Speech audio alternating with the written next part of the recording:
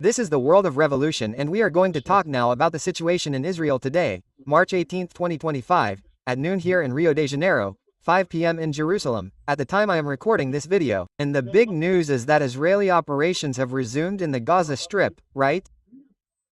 This has been a threat for some time. Until yesterday, there was nothing. Yesterday we made a video about Israel, which was actually more about Lebanon, Syria and Yemen, because in Israel itself there was nothing until yesterday. But from yesterday to today, activities resumed, with heavy Israeli bombing in several areas of the Gaza Strip. You can see here several air operations targeting Hamas commanders, and several of them were eliminated, right?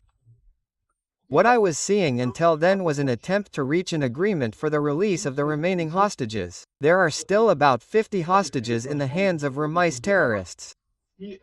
And there was an attempt to extend the ceasefire and so on, but at a certain point these attempts were unsuccessful and Israel returned with full force, with American support, to carry out operations here in the Gaza Strip.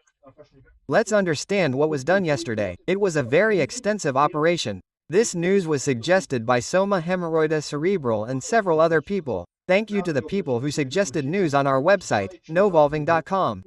And thank you to you who are watching our video. If you like our content, please like it and subscribe to the channel, okay?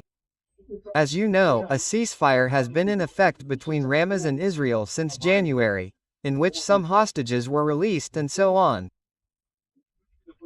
And Trump, after taking office, reinforced the importance of releasing all the hostages or else very damaging action would be taken. Very drastic action in the Gaza Strip, right? And despite this, there were negotiations for a second phase of the ceasefire, there were negotiations for an extension of the first phase of the ceasefire, but none of these negotiations were successful. So, Israel resumed operations here and it was a very large operation. Remember?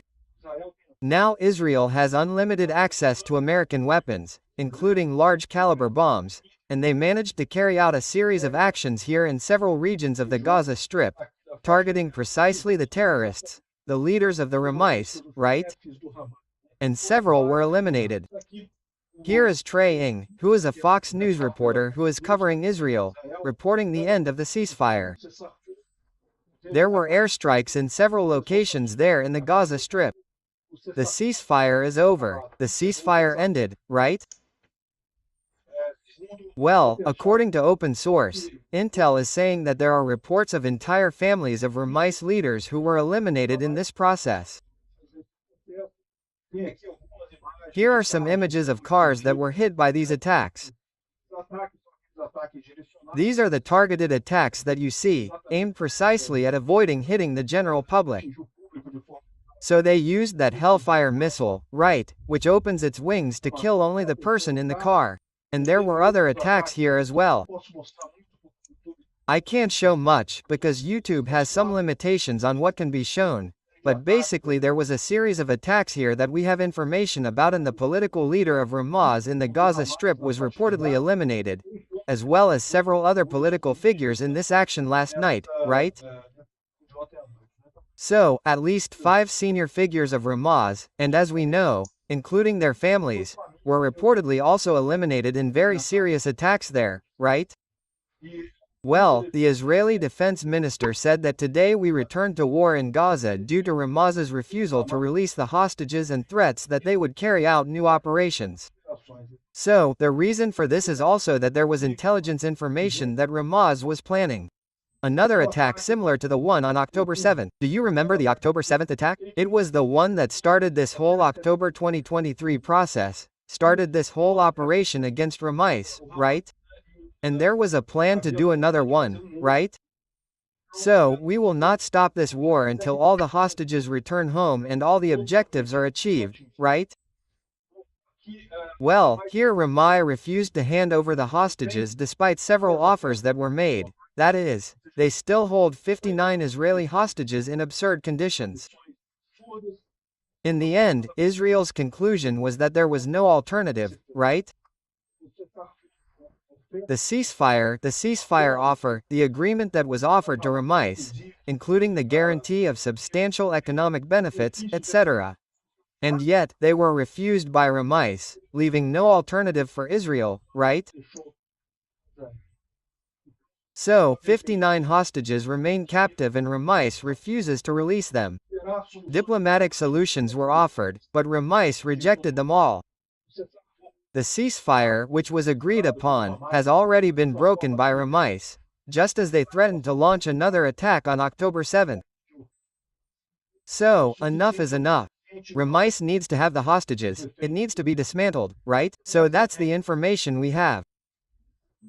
Israel started with this first major bombing, targeting the leaders of Ramais. Of course, it's a surprise attack, exactly to get these leaders.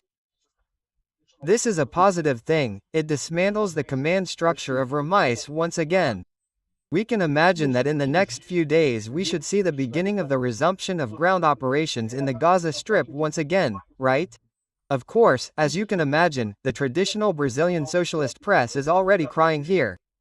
That's why Ramais ended the ceasefire. In fact, it was Ramais who didn't accept the minimum conditions, right, of releasing the hostages for the continuation of peace. So there's nothing to be done. Israel is fully justified in these actions here. In other words, this position of the traditional Brazilian socialist media can obviously wait. Lula will condemn Israel, there will be all that business now, because it is their standard, right? When there was a ceasefire, they celebrated the victory. We beat Israel, and now that, right, the ceasefire is over, they will be crying again, that they are being cowardly attacked once again, right? Well, that is the part about Israel. Now here on YouTube we have to pause for propaganda.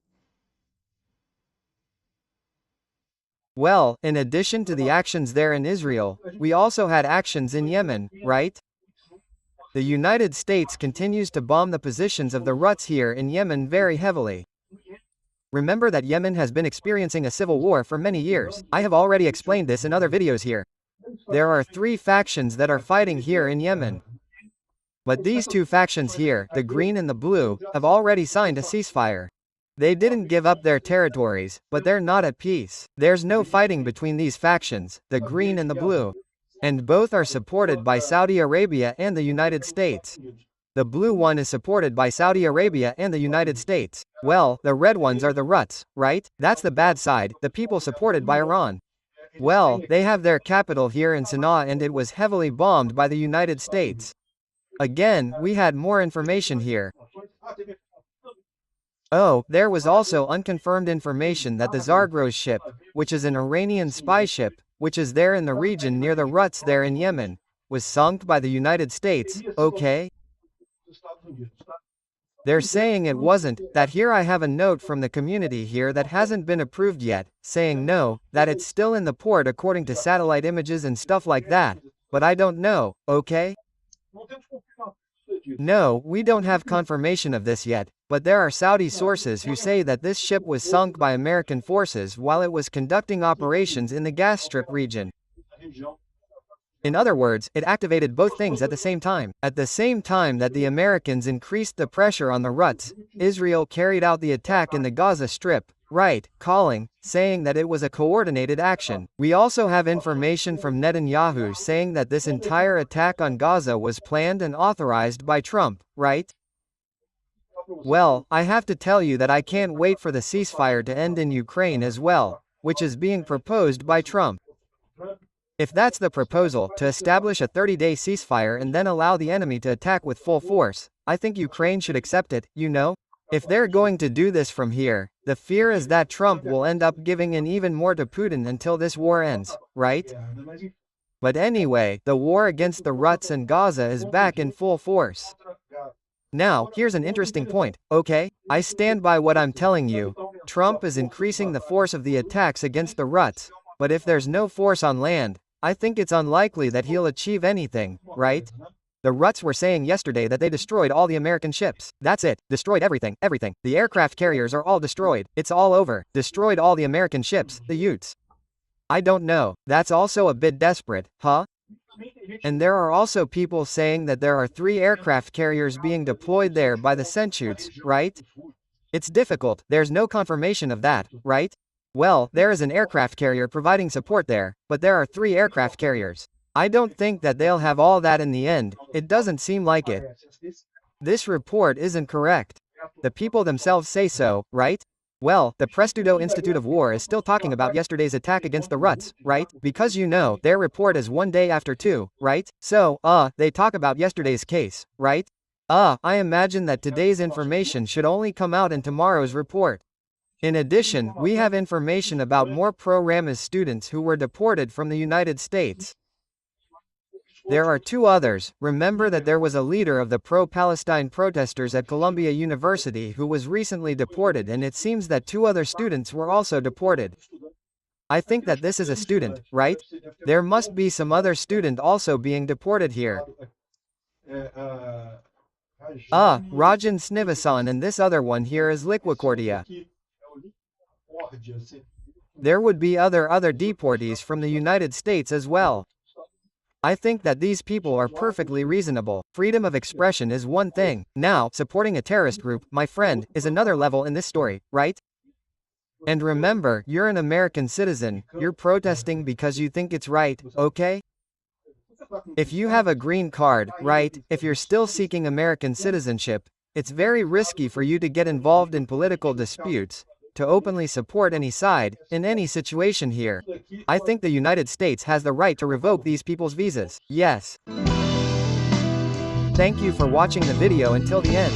In addition to liking, sharing and subscribing to the channel, consider becoming a sponsor with amounts starting at $1.99. Click on the Become a Member button below to learn about the conditions and benefits of sponsoring the channel.